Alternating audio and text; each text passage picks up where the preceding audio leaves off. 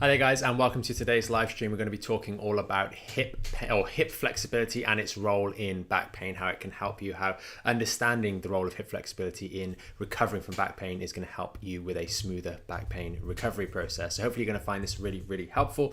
If you are new to the channel, please do consider subscribing. We do these live streams every single weekday. We always do Q&A at the end, and today is no different, as well as later on today's live stream we have that special announcement that we've mentioned in previous live streams this week. So we'll get into that very shortly. With that being said, let's get into today's live stream.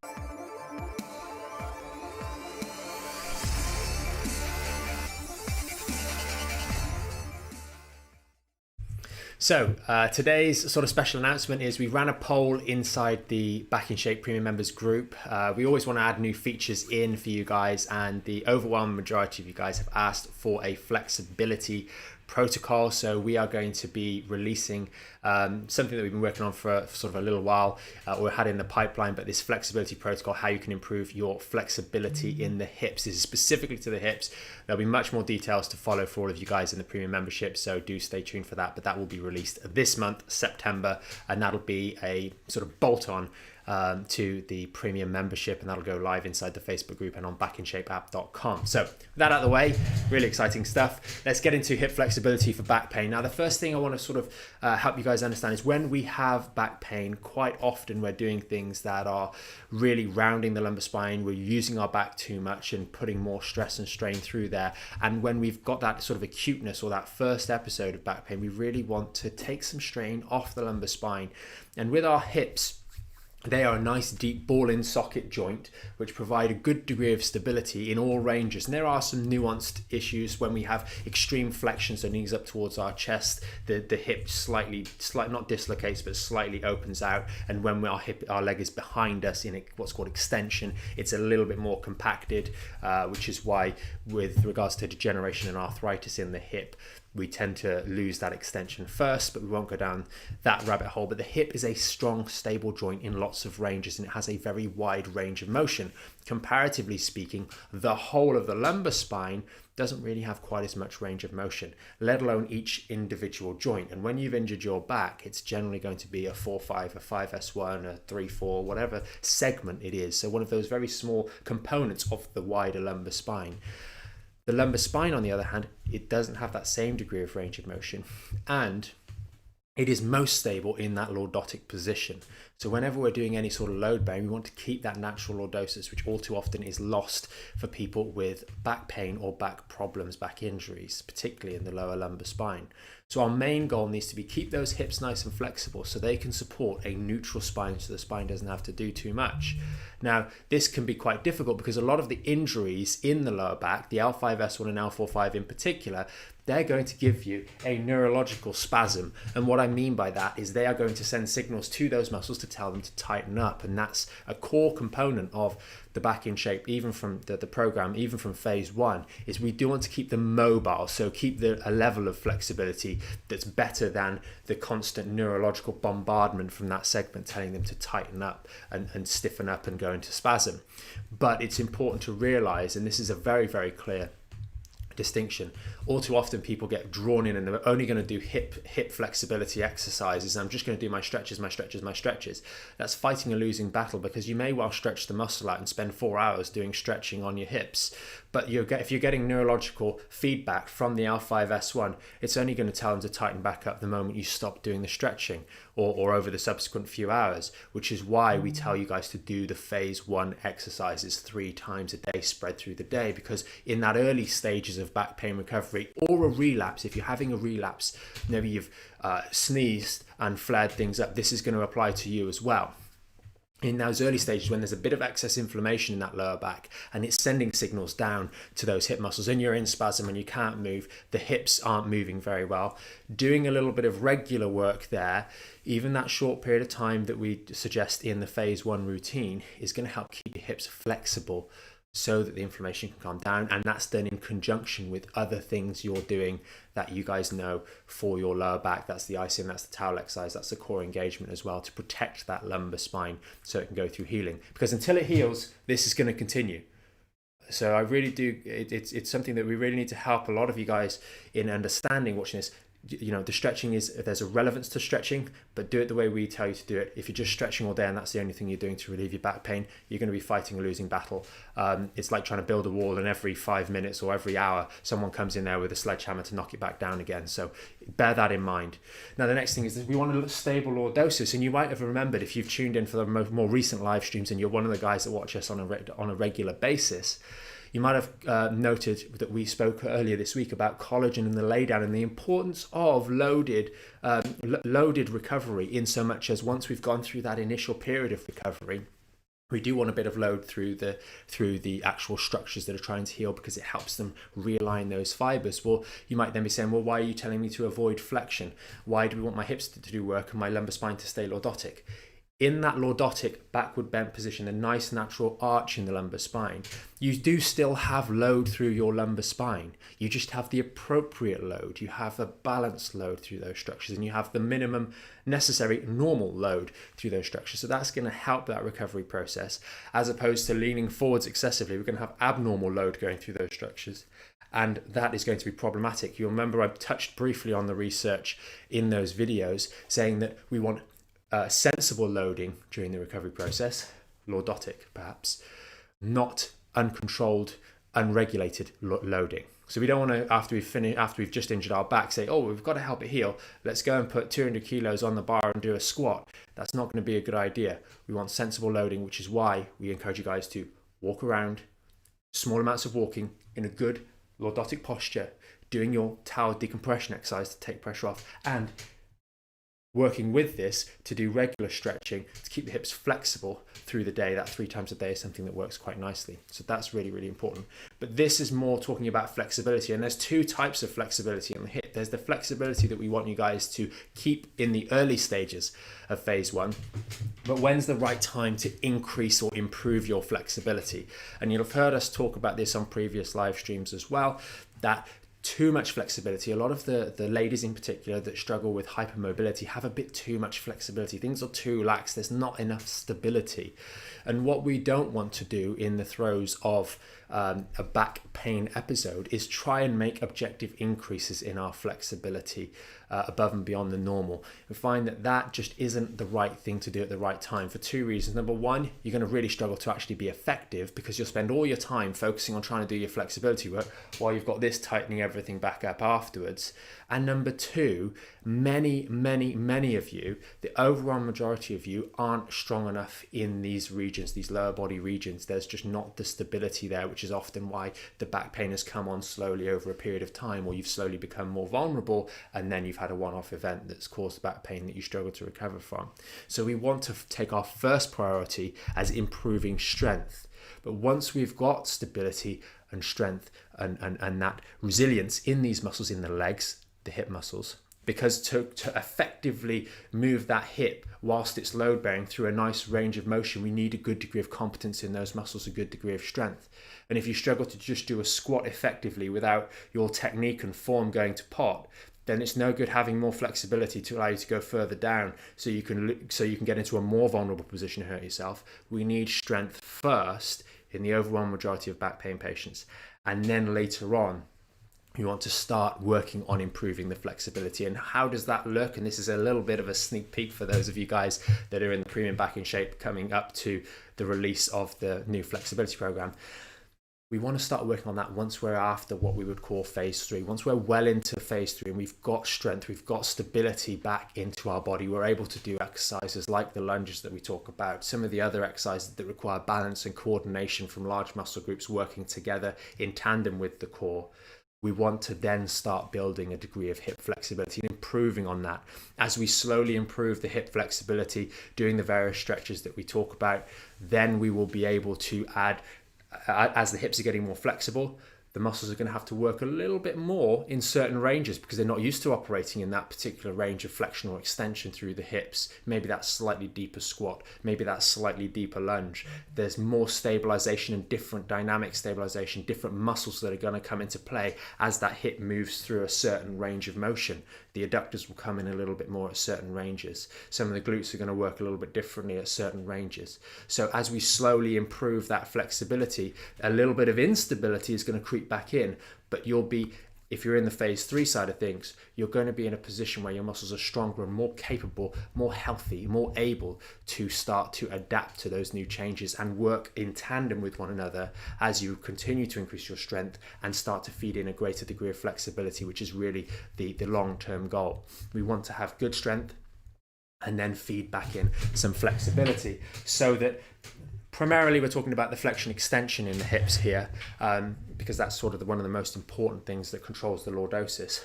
But as we do get stronger, you can ultimately become a little bit more stiff, and we don't want that to be happening to you because that poses other challenges, other difficulties. So by getting yourself stronger and working on the hip flexibility in the latter stages, or the phase 3 stages, late phase 3 stages, you're going to really improve the durability of your back, the recovery process, and just generally your ability to do the things you love. The general problem with back pain is it stops us doing what we enjoy doing with the people we enjoy doing it with. And this is really a good strategy of improving hip flexibility at the right time when we've accounted for the neurospasm. The back is really well on its way to recovering. There's no more neurological intervention in that lower back or going down into those hip muscles, so we can have an effective flexibility improvement program without being sort of handicapped by this issue here. And we can then do it at the right time when our muscles are in a position to adapt to that new range of motion. And many of you, as you're watching this, will also be making other changes or have already made other changes, such as the increase in protein intake, those sorts of things, which will again help fuel this synergistic rehabilitation approach. So that's pretty much it from me. A little bit of a shorter one, I think, on flexibility, or maybe not. You kind of lose track of time when you're talking about it. We'll go into Q&A now. Okay, brilliant. Good morning, everybody. Happy Friday. Please do pop your questions in the comments below and we will get to those. Just wondering your thoughts on yoga. So if somebody has had, a flare up, or this is their first episode of back pain, are you saying that they are much better off actually doing the strengthening first? Yes. And leaving kind of the yoga and the stretching to later on? Yeah, there's two reasons here. And no, we're not saying no stretching, because many of you who know the phases of the Back in Shape program will be doing stretching in the first instance, but it's the objective of that stretching, and it's also the focus of that stretching. All too often, and also in the literature, a lot of for example, if we just take the hamstrings, a lot of the hamstring flexibility testing is one of the things where it's basically a sit and reach test. You sit facing a wall with your feet flat on the floor, and there's a little block there, and you just try and reach as far as you can. The problem with a lot of those is that there's a massive flexion through the lumbar spine, so it's not actually helpful in a back pain rehab process. The evaluation is looking at including hamstring flexibility and lower back flexibility. How do you know which one's which? You're just arbitrarily testing how far can you reach, the sit and reach test. So that's not very helpful. We want to first help teach you guys how to stretch properly with your back in mind, and yoga doesn't necessarily do that. The other thing with yoga is, to do yoga technically well and effectively, you need to have two things. You need to have very good flexibility, but also a good degree of strength. And if you don't have either of those, or we've got to work on both of those, you're going to be doing the yoga postures badly. When something like the downward dog with an awful bend through your lumbar spine, you have to be very, very, very flexible in the hips to be able to have that A position without a good degree of flexion through your L5, S1 and L4-5 regions. It's just incredibly difficult. And a lot of people don't have the flexibility. So to be in such a position that requires good upper body strength, good hip flexibility, even down into the calves, if you're going to have your feet flat for a proper sort of A position, it's very, very difficult. And that's just one of the examples, but it's a very common example that's used in terms of a common sort of yoga posture. Those sorts of things come later.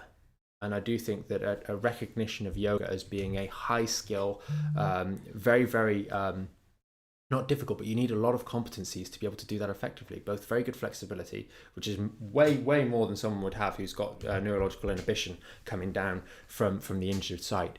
And you need a good degree of strength. So it's something that, if you really enjoy the meditation aspect, there are other forms of yoga or meditation that you can take up in the short term.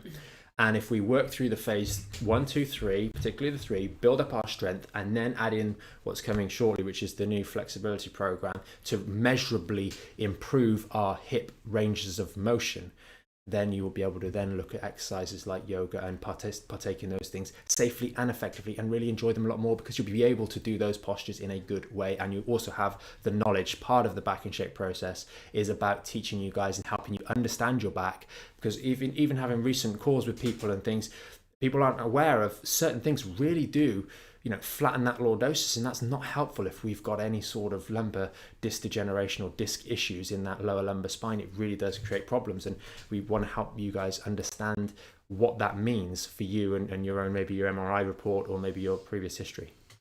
Okay, great. Kate has commented here. She said, I still find it very uncomfortable doing the pulsed side planks in phase 2, actually on the muscle above the hip bone on the right side.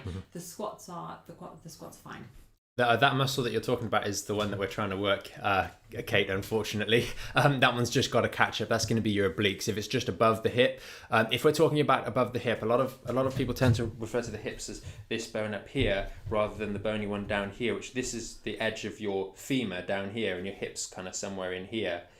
If you're talking about up here, then that's going to be your obliques. If you're talking about down here, that's going to be your glutes. And you're going to be challenging those. That's one of the good things about the side plank, is it both challenges your glutes and or some of the smaller glute muscles rather than glute max, and your obliques to work in tandem with one another. And those particular, if it's the ones that are a little bit lower down, those are really important in the stabilization of your hips, knees and ankles when you're doing the squat. They help stop your feet, your knees from dropping in. So I think there is, having seen you, Kate, I think there is going to be a bit of weakness there, which is why that area is being exploited quite so much. It will get better with time. If you do feel as though you've got some asymmetry, i.e. one side is weaker than the other, is it better to focus more on the side that is weaker, maybe do one extra rep on that side, or more stretching on that side?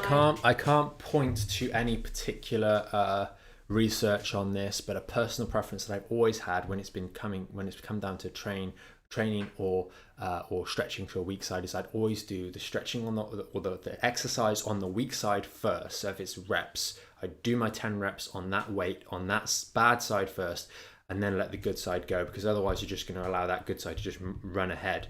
So that's my personal preference. I can't say there's any research overdoing the other side first and maybe trying to force that one to catch up, but I think it's safer for the injured side, and that's going to be of primary importance. When it comes to stretching, I'd probably stretch them equally to begin with.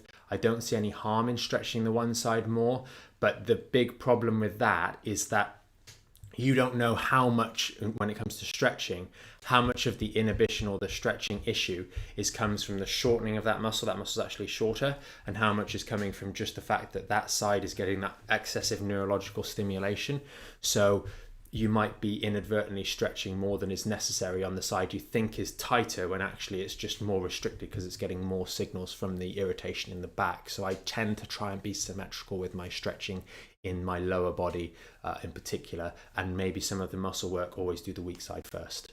Okay, and just with that, Kate said, is there an alternative to doing this exercise? Is also leaning on the elbow plays havoc with the neck? Yeah, so that is the one difficult one about that particular exercise. It does require a bit of shoulder strength. One of the ones I would recommend actually for you, Kate, is swapping out and taking the abdominal rotations from phase 3 can sometimes be a worthwhile swap for the side planks, the pulse side planks, and you do them in the same place. You do your first superset, and then you do the abdominal rotations with the band, and then go on to your squat Y raises at the end. That would be, I believe, quite a good switch out, and it's something we do with people in the clinic as well. If they struggle to get down, sometimes it does just make that difference. It's not quite exactly the same, but it can be a viable next step. The only thing I would say with that is, as you're doing those rotations, what commonly some people find is that as they rotate round, if they go all the way, we need to keep the movement discrete in the core. So we're twisting just this part, not moving our whole hips and legs, and we talk about that in the video, so you'll just watch that video. But as we twist, we get to the end of range, you might aggravate the back a little bit and get a little bit of radicular pain sometimes down the legs. So if that's the case for you, and maybe you're not engaging quite as well as we should be, or there's just a little bit of inflammation down there right at that time, back off and go to 75% range of motion. And this is true for most of the exercises. When people move on to the lunges, or when people start the squats, doing a slightly lesser range can be helpful. Coming back to the flexibility in the hips, more flexibility means greater muscular competence is required to hold you effectively through that range. So sometimes it's necessary to do a slightly lesser range, because what's happening is you don't have the strength in those muscles to go through that full range. And therefore we're getting weak spots occurring, and it's those weak spots that actually in many cases are why the back has gone in the first place, because we have inefficient strength and stability for that back in that particular range. So you back off the range a little bit, you work at 75% or 50% range of motion, and then every couple of days or every couple of weeks we can test, okay, what about going up from 50 to 75%, or what about we test that full range again, see how that feels. And it's just that test, that treat protocol that we've mentioned time and time again: test, rest, analyze, evaluate, adjust, and then test again. Just proceed in that manner and you'll do great. Awesome. Alex Sparks has said here on YouTube, can you please redefine the terms flexion and extension in relation to the hips? Yeah, so flexion is, let's get the man out. The model. Okay, so front here. Flexion is going to be that movement there. Ignore, but this is just for the hip here. Okay, so we've got flexion, forward bending, and then we've got extension, which is going backwards like so. So extension is the one we lose most quickly in when we have arthritis in the hip. Yeah. Flexion is the one we keep most. Flexion is the one we're doing all day when we sit. So there is a great importance for the need for extension there. And obviously, if we think about that from a standing position, flexion, extension. And that's really what we mean there. Those are the two main ones, because the imbalances or balances between those two movements and the muscles that control those also affect the curve in the lumbar spine. So all too often, if we don't have a good degree of mobility here, maybe we've got some hamstring issues, instead of being able to bend over like so and put an extension through the hamstrings and glutes, we end up doing that. And that is where there's two scenarios where this is going to occur. Number one is where we've got neurological inhibition down here. We've got neurological signals tightening these muscles up because there's an injury in the back. So people inadvertently start doing this too much, which makes their back worse. The second one comes, many of you, this is really important. The second one comes sometimes in late phase 2 or late or mid phase 3, where we start really working hard and we get what's called DOMS, delayed onset muscle soreness, where these muscles tighten up a little bit after your great workout.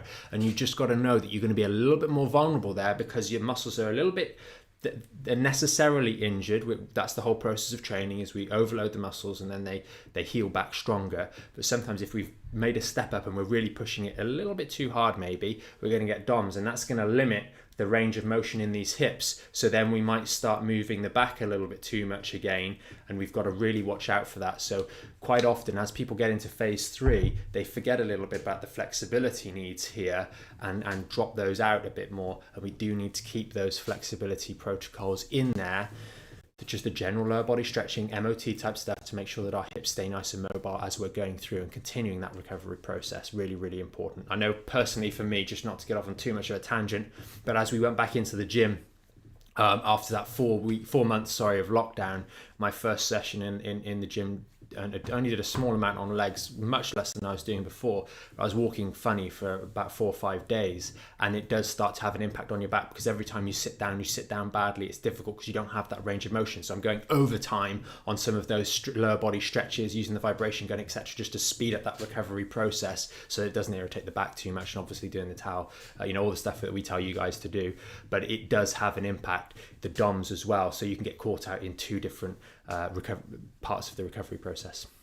Okay, brilliant. Karen has asked here, is there any way to avoid needing a hip replacement? Can you stop that joint from degenerating? If you catch it at the right time, you're going to be able to really do a lot. There are a number of different reasons that you might have to have a hip replacement. Some of it might be degeneration. Some of it might be we've been born with something called DDH, which is the socket isn't as deep as it should be, and that can be other issues. So there are lots of different reasons. But from a general wear and tear point of view, it's the point at which it becomes too painful. They'll generally do the replacement. You can avoid it. I've seen people where their hips have actually, one patient that really springs to mind, the guy had never had any hip pain, and his hip degeneration had gotten so bad that he'd actually fused the hip joint. So he didn't have a hip joint anymore. He just had a continuation of the pelvis. And he wasn't aware of this at all. He'd never had any hip pain associated with it, which is really the complexity around the way in which we degenerate. He was just in for, I think it was shoulder pain or something like that. But he was in his 70s or 80s. So you don't always need a hip replacement, but that's more one to, I suppose, chat with your doctor about, or your consulting surgeon about. But what I would say is one thing that definitely helps prolong and avoid and reduce the likelihood of you having these is having good strength and good flexibility. And no matter whether or not you have a hip replacement or not, you're still going to have to build up your strength and your flexibility. So there's really no excuse not to, and there's a very, very good chance that by doing that work early, the earlier you start it, the better effect it's going to have on your body. And that's just that. Okay, awesome. Joe's asked here, sometimes when doing the strengthening exercises like the squats, it makes my hamstrings feel more flexible afterwards. Is this because it's taking the muscle through a better range of motion rather than just doing a static stretch? Yeah, so once you get, so there is a little bit, I know I was speaking to Joe and Ollie, particularly Ollie in their clinic the other day about this and about the loaded extension helping with flexibility. And as you're going through these ranges of motion, I'll regularly find as well, doing through a set of squats, actually that as you get towards the end of the session or the end of the workout, so to speak, or that number of sets, you can get a little bit more range of motion because you're using that slow controlled motion to actually work to the end of range, but really being focused on your technique, holding your lordosis strong in the lower back, and that will activate your hamstrings and cause them to lengthen out a little bit more. But then if you're working at the right intensity, you should find that you get a nice big pump in those muscles. They really start to get a good blood supply, and that'll make you walk funny a little bit afterwards. Okay, awesome. Ollie's asked here, will having flat feet make the hips tighter? Would you need to stretch and strengthen the hip muscles more often? Flat feet do have an impact, and there's two types here. Certain people will be born literally, if you lift the foot off the ground and the foot remains flat or paddle-like, then that's different. If, however, you lift the foot off and you actually have an arch, but you put it down and it drops, that's going to be something that it's going to be a number of things. Number one, it's the footwear we choose to wear. It's the fact that our feet need that support on the inside, but it's also invariably a good degree of muscular inefficiency. We haven't got the appropriate power in our legs and control in our lower leg muscles to maintain that arch. And therefore, as the foot drops in a way in which it shouldn't, it's going to cause a torsion or twisting through our lower leg, which is going to have an impact up that chain into the lower back. It generally causes the pelvis or the bum to stick out a little bit as well, which is going to put a bit of abnormal strain through that lower back region. So the arches dropping in and the flat feet dropping in, if you're someone that normally has an arch, is something that you want to try and get a handle on. And that's when using things like barefoot shoes, etc., can really help make you aware of just how the inefficiencies in your lower leg are. But if you're someone that's always worn shoes and normal shoes, and you're not in your 20s, 30s or 40s, then it may be something that you want to experiment with in a little bit more cautiously. And when you're doing well, it's not something to experiment with when you're suffering with back pain. What I generally recommend in those scenarios is actually looking into a set of arch supports. They tend to be very inexpensive and very, very quick to notice a difference. You'll either notice it or you won't, and then you can use them or not as accordingly. Okay, brilliant. And Kate's just asked here again, will the collagen protein help with hip flexibility? It's not really going to help with hip flexibility, but it's going to help keep those muscles and tissues recover nicely. You're giving them the nutrition they need to make the change they want to make. So I can't say it's going to help change the flexibility. It's the stretching, etc., that's going to do that. But having those nutritional supplements on board are going to provide your body with the nutrition it needs to make adaptive change.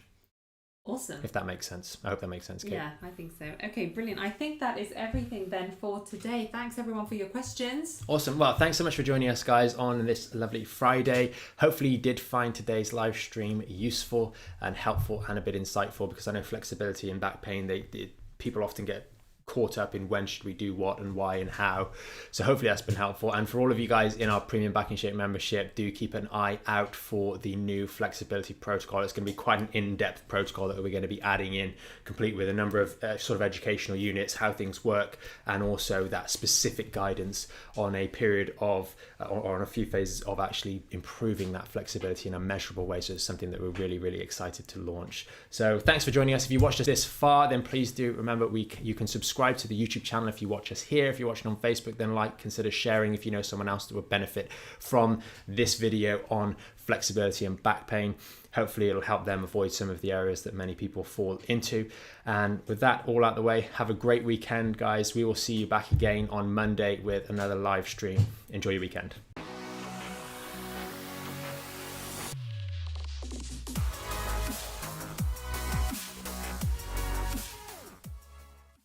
Thanks so much for joining us on today's video. Hopefully you found it packed full of useful information.